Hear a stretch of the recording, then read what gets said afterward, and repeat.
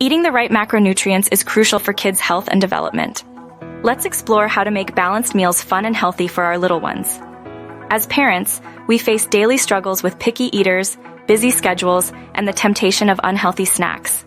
Ensuring our kids get the nutrients they need can be tough, but it's essential.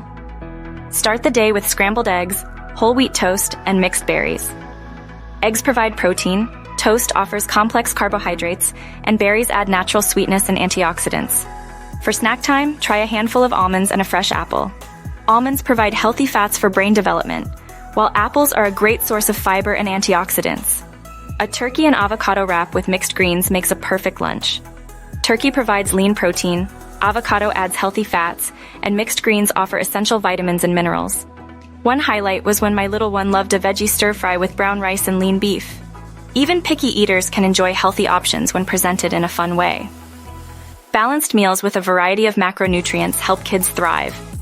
Prioritize healthy eating habits and watch your kids grow stronger and more focused. Share your experiences in the comments.